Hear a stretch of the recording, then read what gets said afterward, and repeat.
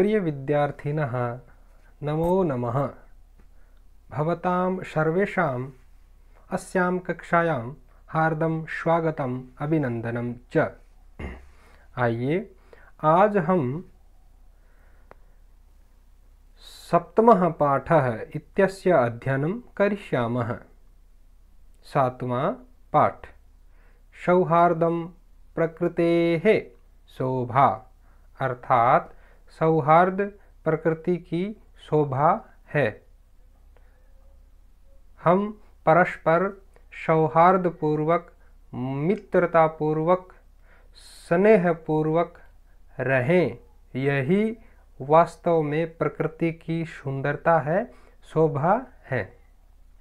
आइए इस नाट्यांश के माध्यम से हम और गहराई से अध्ययन करते हैं। अयं पाठः परस्परं स्नेह सौहार्दपूर्णः व्यवहारः स्यादिति बोधयति। यह पाठ परस्पर स्नेह और सौहार्दपूर्ण व्यवहार होवे ऐसा हमें बताता है। सम्प्रति वयं पश्यामः यत् समाजे जनाः आत्माभिमानिनः संजाताः।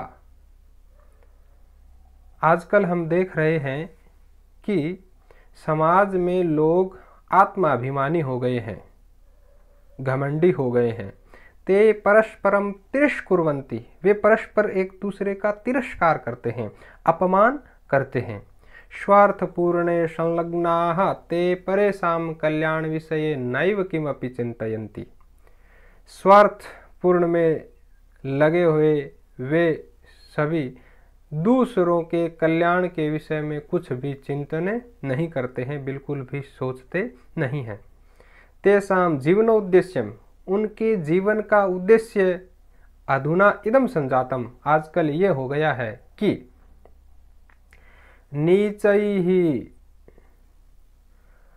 नीचैर अति नीच नीचैः सर्वैः उपायैः फलमेव साध्यम। नीच, अनीच, अति नीच या नीच नीच, यानी येन केन प्रकारेण सर्वै उपाय, सभी उपायों से फलमेव साध्यम, फल की प्राप्ति होनी चाहिए। अर्थात कि फल की प्राप्ति के लिए हमें कोई भी तरीका अपनाना पड़े, चाहे वो उचित हो, अनुचित हो, कैसा भी हो, बस फल की प्राप्ति होनी चाहिए। इस प्रकार लोग हैं आजकल सोचने लगे हैं। अतः समाजे पारस्परिक स्नेह संवर्धनाय अस्मिन् पाठे पशुपक्षिणां माध्यमेन समाजे व्यवहृतम् आत्माभिमानं दर्शयन् प्रकृतिमातुः माध्यमेन अन्ते निष्कर्षः स्थापितः यत् कालानुगुणं सर्वेषां महत्वं भवति। इसलिए समाज में परस्पर आपस में स्नेह को बढ़ाने के लिए इस पाठ में पशु और पक्षियों के माध्यम से समाज में हो रहे आत्माभिमान को दिखाते हुए प्रकृति माता के माध्यम से अंत में ये निष्कर्ष, ये परिणाम स्थापित किया गया कि कालानुगुणम, समय आने पर सर्वेषां महत्वं भवति, सभी का महत्व होता है। अर्थात सभी का समय अनुसार यथा समय अपना अपना महत्व होता है। सर्वे अन्योन्याश्रिताः सन्ति, सारे अन्योन्य आश्रित हैं, एक दूसरे पर आश्रित हैं, एक दूसरे पर निर्भर हैं। अतः अस्माभिः स्वकल्याणाय परस्परं स्नेहेन मैत्रीपूर्ण व्यवहारेण च भाव्यम्। इसलिए हम सब के द्वारा अपने कल्याण के लिए चाहिए कि परस्पर स्नेह और मैत्रीपूर्ण व्यवहार से हमें रहना चाहिए। आइए अब हम इस नाट्यांश को पढ़ते हैं और जानते हैं।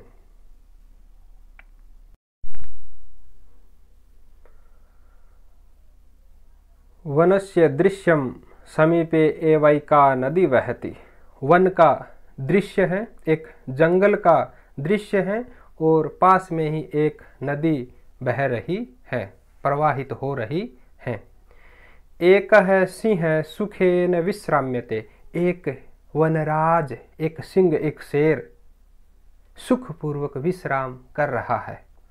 तदैव उसी समय एक है वानरः आगत्य तस्य पुच्छम धुनाति, उसी समय एक बंदर वहां आकर के तस्य पुच्छम धुनाति, उसकी पूंछ को खींचता है। अर्थात उसी समय एक बंदर वहां आकर के उस शेर की पूंछ को छेड़ता है, घुमाता है। क्रुद्ध सिंह तम प्रहर्तुम इच्छति, क्रोधित हुआ सिंह उस पर प्रहार करना चाहता है, परम लेकिन वानरस्तु कूर्दित्वा वृक्षमारूढ़ है, बंदर कूद करके वृक्ष पे चढ़ जाता है। तदैव उसी समय अन्यस्मात् वृक्षात् अपरः वानरः सिंहस्य कर्णम् आकृष्य पुनः वृक्षोपरि आरोहति, उसी समय अन्य वृक्ष से एक दूसरा बंदर सिंह के कान को खींच करके पुनः वृक्ष पे चढ़ जाता है। तदैव उसी समय अन्यस्मात् एक दूसरे वृक्षात् वृक्ष से अपर है दूसरा वानर है बंदर सिंहस्य शेर के कर्णम आकृष्य कान को खींचकर पुनः फिर से वृक्षोपरि आरोहति, वृक्ष पे चढ़ जाता है। एवमेव वानराः वारं वारं सिंहं तुदन्ति, इस प्रकार बार बार बंदर है उस शेर को दुखी कर रहे हैं, परेशान कर रहे हैं। क्रुद्ध सिंह है इतस्ततः धावति, कुपित हुआ शेर इधर उधर भागता है। गर्जति और गर्जना करता है, दहाड़ता है। परम किमपि कर्तुम असमर्थ है, लेकिन कुछ भी करने में समर्थ नहीं है, वो असमर्थ है। पक्षिण अपि सिंहस्य एतादृशीं दशां दृष्ट्वा हर्षमिश्रितं कलरवं कुर्वन्ति, पक्षी भी शेर की ऐसी दशा को देख करके प्रसन्न चित्त होकर के कलरव करते हैं, गुंजन करते हैं, ध्वनि को विस्तारित करते हैं, अर्थात चहचहाते हैं। निद्रा भंग दुखेन सन्नपि तुच्छ जीवैः आत्मनः एतादृश्या दुरवस्थया श्रांत सर्वजंतून् दृष्ट्वा पृच्छति। निद्रा भंग के दुख से वनराज यानी शेर होते हुए तुच्छ जीवों के से अपनी इस प्रकार की दुरवस्था से थका हुआ श्रांत हुआ सभी जंतुओं को देख करके पूछता है। क्या पूछता है, आइए देखते हैं। तो सिंह बोला, क्रोधेन गर्जन, क्रोध से गर्जना करते हुए दहाड़ते हुए, भो अहम वनराजः किम भयम न जायते, अरे मैं वनराज हूँ, मैं इस वन का राजा हूँ, सिंह हूँ। किम भयम न जायते, क्या तुम्हें डर नहीं लगता। किमर्थम माम एवं तुदंती सर्वे मिलित्वा, तुम सभी मिलकर के मुझे इस प्रकार क्यों दुख दे रहे हो। किमर्थम क्यों, माम मुझे, एवं इस प्रकार, तुदंती दुखी कर रहे हो, सर्वे सारे, मिलित्वा मिल करके। तभी एक बंदर बोलता है, क्या, यतः तुम वनराजः भवितुम तु सर्वथा अयोग्यः, क्योंकि तुम वनराज इस जंगल का राजा बनने के लिए सर्वथा अयोग्य हो, तुम इस जंगल के राजा बनने के योग्य नहीं हो। राजा तु रक्षकः भवति, राजा तो रक्षा करने वाला होता है, रक्षक होता है। परम भवान तू भक्षक है, लेकिन तू तो भक्षक है, हमारा भक्षण करने वाला है, हमारा विनाश करने वाला है, विनाशक है। अपिच और भी स्वरक्षायाम अपि समर्थ नासी, अपनी रक्षा में भी समर्थ नहीं है। तरहि तो कथम अस्मान रक्षिष्यसि, तो फिर हमारी रक्षा कैसे करेगा। तब अन्य है, वानर है, दूसरा एक और बंदर वहां पे उपस्थित था, वो क्या कहता है, किम न श्रुता त्वया पंचतंत्रोक्ति, क्या तुमने वो पंचतंत्र की उक्ति नहीं सुनी। किम क्या, न यानी नहीं, श्रुता यानी सुनी, तो या तुम्हारे द्वारा पंचतंत्रोक्ति, पंचतंत्र की वो उक्ति नहीं सुनी क्या। तो कौन सी है देखते हैं।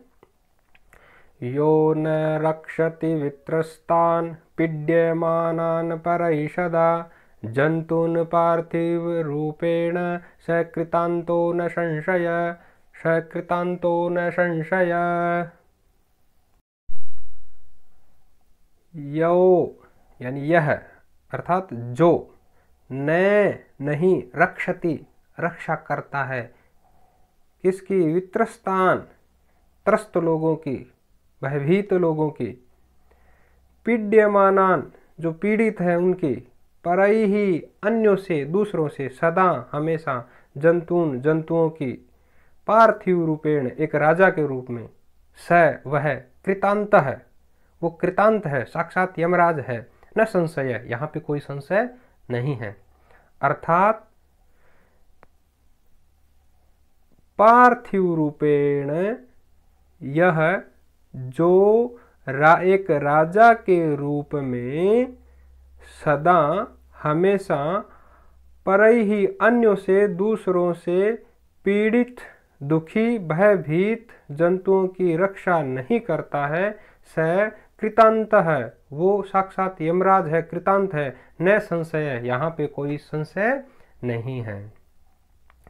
तो वो बंदर सिंह से कह रहा है कि अरे राजा के रूप में जो दूसरों के द्वारा पीड़ित जंतुओं की रक्षा नहीं कर सकता, वो कृतांत है, यमराज है, इसमें कोई संशय नहीं है। अर्थात तू हमारी ठीक से रक्षा नहीं कर पा रहा है, तू तेरी भी रक्षा नहीं कर पा रहा है, इसलिए तू राजा बनने लायक नहीं है। तब एक कौवा बोलता है, क्या बोलता है, काका है यानी कौवा, आम सत्यम कथितम त्वया, हाँ तूने एकदम सही कहा है, ठीक कहा है, त्वया तुम्हारे द्वारा, सत्यम कथितम सही कहा गया है, आम हाँ हाँ तुम्हारे द्वारा सही कहा गया है। वस्तुतः वनराजः भवितुम तु अहम एव योग्य, वास्तविक रूप से वनराज पद के लिए, राजा बनने के लिए मैं ही एक योग्य हूँ। वनराजः वन का राजा, भवितुम बनने के लिए, तू तो अहमेव मैं ही योग्य, मैं ही योग्य हूँ। तब पिकह यानी कोयल, कोयल पास में ये सब वृत्तांत सुन रही थी, तो वह बोली, उपहसन, उस कौवे की बात को सुन करके हंसते हुए, हाँ, कथम त्वं योग्यः वनराजः भवितुम, कि तू राजा बनने के लायक कैसे है भी। यत्र तत्र का इति कर्कश ध्वनिना वातावरणाम आकुलीकरोषि, कि जहाँ कहीं देखो का की कर्कश, उस कड़वी, कानों को कर्कश लगने वाली ध्वनि से वातावरण को आकुली करते हुए घूमते हो। अर्थात यत्र तत्र जहाँ कहीं भी का की कर्कश ध्वनि से, कटु वाणी से वातावरण को आकुली यानी व्याकुल करते हो। न रूपम न ध्वनि रस्ती, न ही तो तुम्हारा कोई रूप है और न ही तुम्हारी ध्वनि है। ईशो तेरो रूप ही कोनी, इसी ध्वनि कोनी। कृष्ण वर्णम, और काले रंग वाले कृष्ण वर्णीय, मेद्य मेद्य भक्षकम, खाद्य अखाद्य कुछ भी सामने आ गया उसका भक्षण करने वाले, त्वाम कथम वनराज मन्यामहे वयम, तुझे हम भला कैसे वनराज मान ले।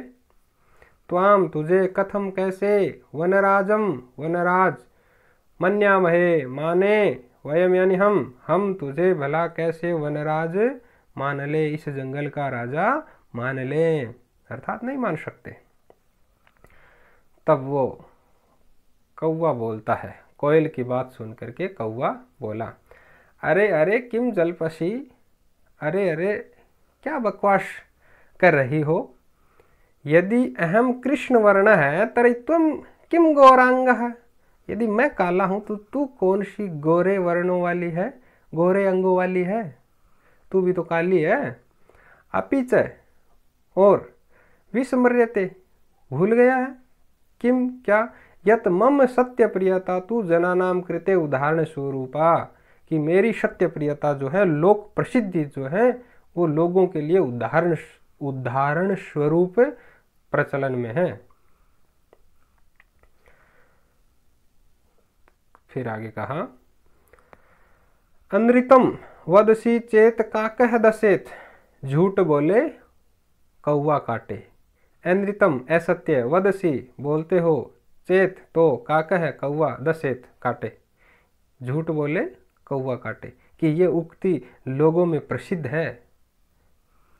इति प्रकारेण इस प्रकार, अस्माकं परिश्रम है ऐक्यम च विश्व प्रतिथम, इस प्रकार हमारा जो परिश्रम है और हमारी जो एकता है वो विश्व प्रसिद्ध है। अपिच और भी, काकचेष्ट है विद्यार्थी एवं आदर्श छात्र मन्यते, कौवे के समान चेष्टा वाला विद्यार्थी ही आदर्श विद्यार्थी माना जाता है। हाँ, हम अरे गहरे नहीं हैं, हमारी समान चेष्टा वाले विद्यार्थी को ही आदर्श छात्र माना जाता है।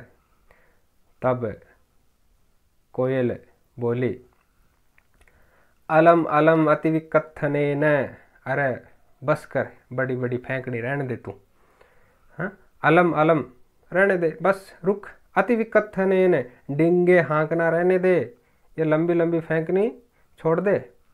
किम विस्मृते, क्या भूल रहा है, यत की काकः कृष्ण पिक कृष्ण, को भेद पिक काकयो, वसंत समये प्राप्ते, काक काक पिक पिक, काक काक पिक पिक, कि तू हे कौवे भूल रहा है क्या कि काकः कृष्ण पिक कृष्ण, कि कौवा भी काला होता है और कोयल भी काली होती है। को भेद पिक काकयो हो, कोयल और कौवे में क्या भेद है, क्या अंतर है। तब कहा, वसंत समय प्राप्ते, वसंत समय आने पर, वसंत ऋतु के आगमन पर, काकः काकः पिक पिक, कौवा कौवा हो जाता है और कोयल कोयल हो जाती है। अर्थात देखने में कोयल और कौवे दोनों ही काले होते हैं, दोनों में क्या भेद है, तो जैसे ही वसंत ऋतु आती है और जब वो अपनी ध्वनि करते हैं तब सभी को पता चल जाता है कि कौन कोयल है और कौन कौवा है। तो कोयल कह रही है, अरे मैं तुझसे कम थोड़ी हूँ, हैं तू भूल रहा है क्या। तब कौवा बोला, रे रे परभृत, अहम यदि तुम संततिम न पालयामी तरई कुत्र स्युः पिकाः, कि अरे परभृत, दूसरों के पालन पोषण से होने वाले, अहम मैं, यदि तब संततिम न पालयामी, तुम्हारी संतति की का पालन पोषण नहीं करूं तो कोयल कहाँ से होंगी। अहम यानी मैं, यदि तब संततिम, तुम्हारी संततियों की, पालयामी न पालयामी, पालन पोषण नहीं करूं, तरी तो कुत्र यानी कहाँ से, स्यु यानी होवे, पिकाह यानी कोयल फिर कहाँ से होंगी। अर्थात ऐसा माना जाता है कि कोयल जो है अपना घोंसला अलग से नहीं बनाती, वो अपने जो अंडे हैं वो कौवे के ही घोंसले में देती है और उनका पालन पोषण है वो कौवा ही करता है। अतः इसलिए अहमेव करुणा पर है, इसलिए मैं ही करुणा पर हूँ, मैं ही दयालु हूँ। पक्षी सम्राट काकः, पक्षियों का सम्राट, पक्षियों का राजा कौवा, इसलिए मैं ही दयालु पूर्ण पक्षियों का राजा कौवा हूं।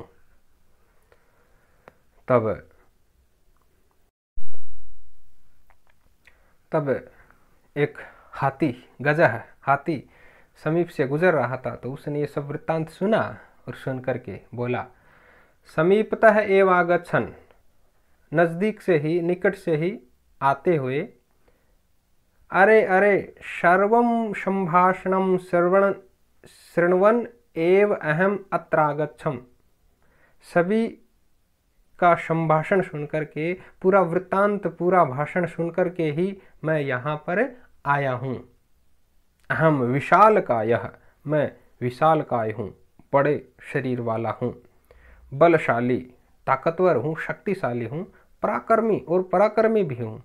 सिंह व स्यात् अथवा अन्य कोपि, चाहे शेर हो या अन्य कोई हो, वन्य पशून् तु तुदन्तं जंतुम अहम स्वशुंडेन पोथयित्वा मारिष्यामि, वन्य पशुओं को दुख देने वाले जंतुओं को अहम मैं स्वशुंडेन अपनी शूंड से पोथयित्वा पटक पटक के मारिष्यामि मारूंगा, मार दूंगा। किमन्य कोपि अस्ति एतादृश पराक्रमी, क्या कोई और अन्य ऐसा पराक्रमी है, मेरे जैसा कोई और शूरवीर है। अतः इसलिए अहम एव योग्य वनराज पदाय, इसलिए मैं ही वनराज पद के लिए योग्य हूँ। ये बात सुन करके बंदर बोलता है, अरे अरे एवं वाह, अच्छा, अरे अरे आ बात है, ऐसा है। शीघ्रमेव गजस्यापि पुच्छम विधूय वृक्षोपरि आरोहति, शीघ्र ही गज की, उस हाथी की पूंछ को विधूय खींच करके वृक्षोपरि आरोहति, वृक्ष पे चढ़ जाता है। गजः तम वृक्षमेव स्वशुंडेन आलोडयितुमिच्छति, हाथी उस वृक्ष को ही अपनी शूंड से उखाड़ कर फेंकना चाहता है, उखाड़ना चाहता है, उत्पाटित करना चाहता है। परम लेकिन वानरस्तु कूर्दित्वा अन्यम वृक्षम आरोहति, लेकिन बंदर तो कूद करके, उछल करके दूसरे पेड़ पे चढ़ जाता है।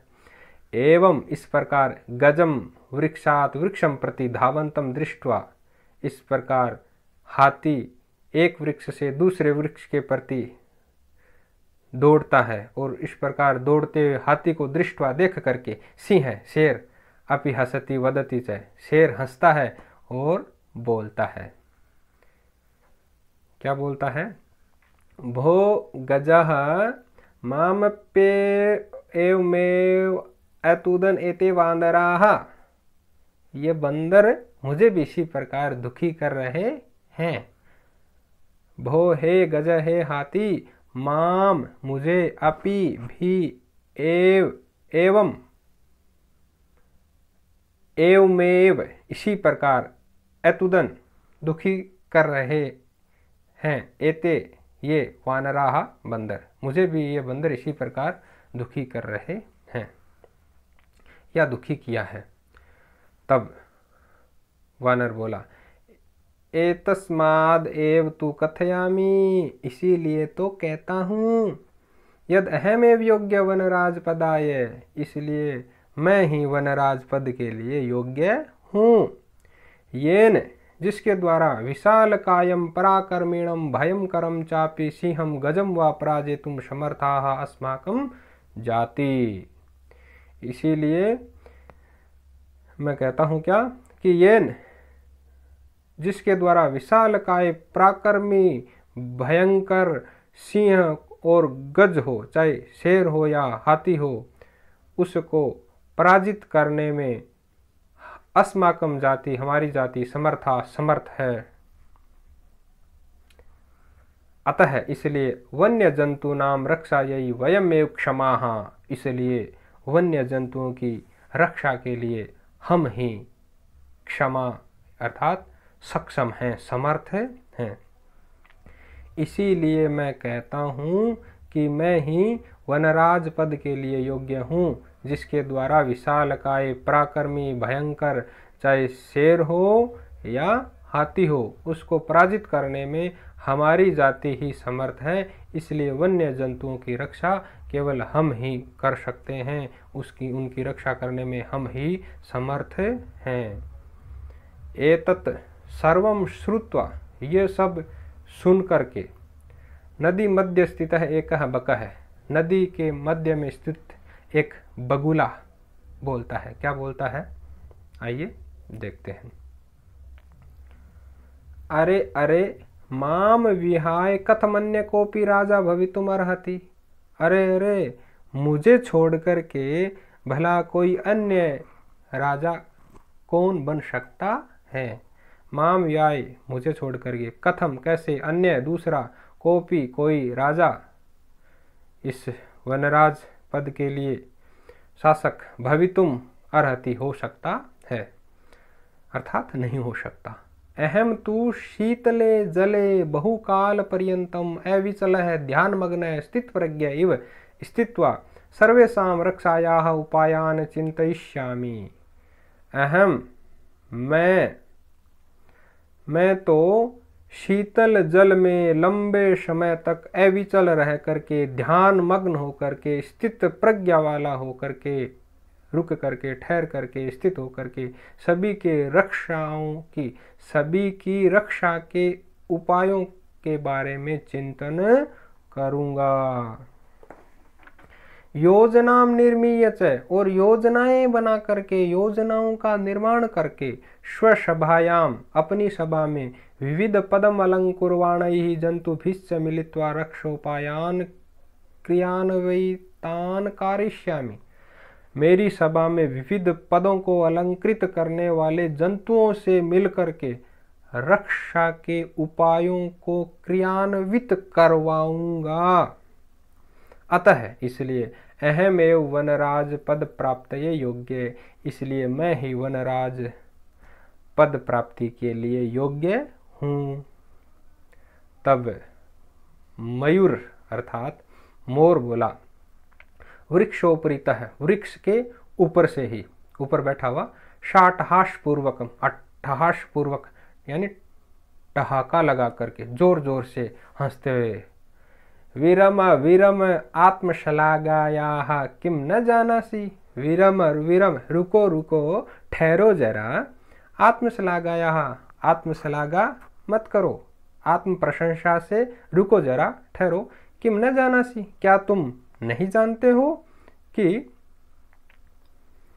यदि न स्यान्नरपति सम्यग् नेता ततः प्रजा अकर्णधारा जलधौ विप्लवे तेह नौरिव। अर्थात यदि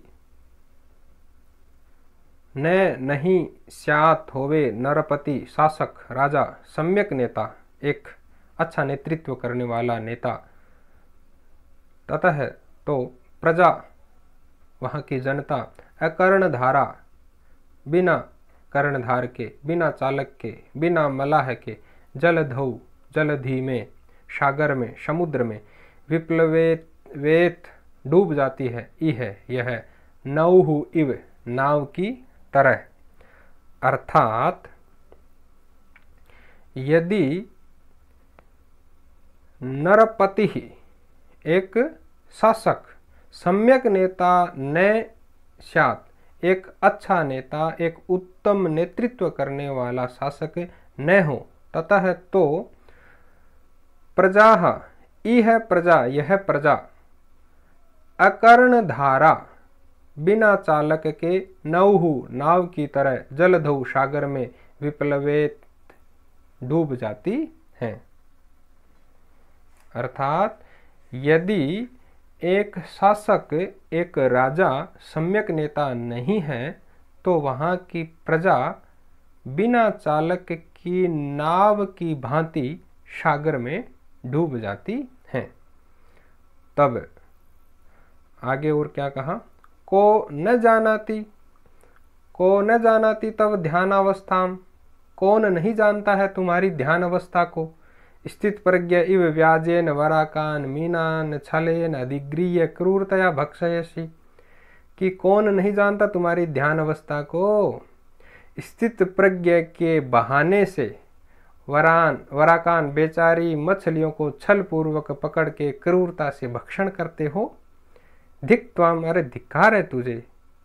तव कारणात, तुम्हारे कारण, तू सर्वम पक्षी कुलम एव अवमानितम जातम, तुम्हारे कारण पूरे पक्षियों का जो कुल है, समूह है, वो भी अवमानित हैं, अपमानित हैं।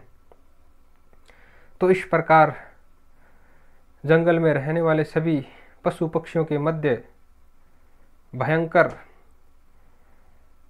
वार्तालाप हो रही है कि कौन इस वन का राजा बने। आइए हम अब शीघ्र ही अगले भाग में जानेंगे कि इस वन का राजा कौन बनता है, कैसे बनता है। तब तक के लिए नमो नमः, नमस्कार, धन्यवाद, जय हिंद।